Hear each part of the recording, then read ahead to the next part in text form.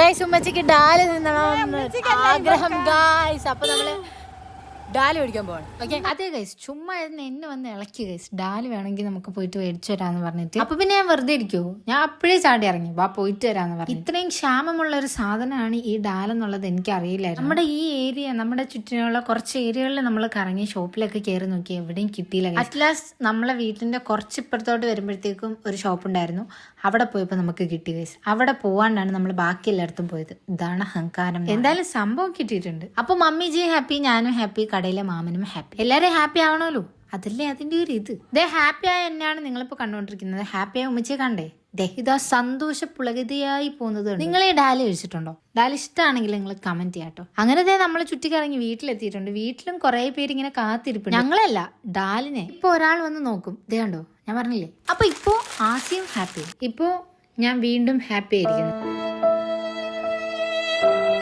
എല്ലാവരെയും ഹാപ്പി ആക്കിയതിന് കിട്ടിയ പണിയാണ്. അപ്പൊ എങ്ങനെയാ ഇപ്പൊ നിങ്ങള് ഹാപ്പി ആയില്ലേ?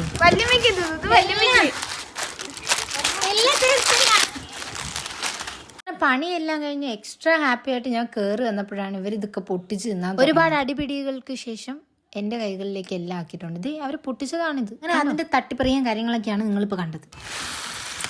ഇതേ ഇപ്പൊ കിട്ടിയ സാറ്റിസ്ഫാക്ഷൻ ലെവൽ ഉണ്ടല്ലോ, അത് വേറെ തന്നെയാണ് കേസ്. ഇതെല്ലാം സെറ്റ് ചെയ്ത് കഴിഞ്ഞ് വന്നപ്പോഴത്തേക്കും ഉമ്മച്ചി കട്ടൻ ചായ ഒക്കെ ഇട്ടിട്ട് വന്നിരിക്കുകയാണ് കേസ്, ഡാലിന്റെ കൂടെ കഴിക്കാൻ. വൈബ് തന്നെ. ഇതെല്ലാം ഒരു പാത്രത്തിൽ തട്ടിയിട്ടുണ്ടായിരുന്നു എന്ന് എനിക്ക് ലാസ്റ്റ് തോന്നി കേസ്. കാരണം അതവിടെ വെച്ച മാത്രം എനിക്ക് ഓർമ്മയുണ്ട്. പിന്നെ നോക്കിയപ്പോ ഇതായിരുന്നു അവസ്ഥ. അപ്പൊ എങ്ങനെയാ എല്ലാരും ഹാപ്പി അല്ലേ? ഈ ഹാപ്പി ആക്കാൻ ഞാൻ അടുത്ത വീഡിയോ ആയിട്ട് വരുന്നതായിരിക്കും. ബൈ.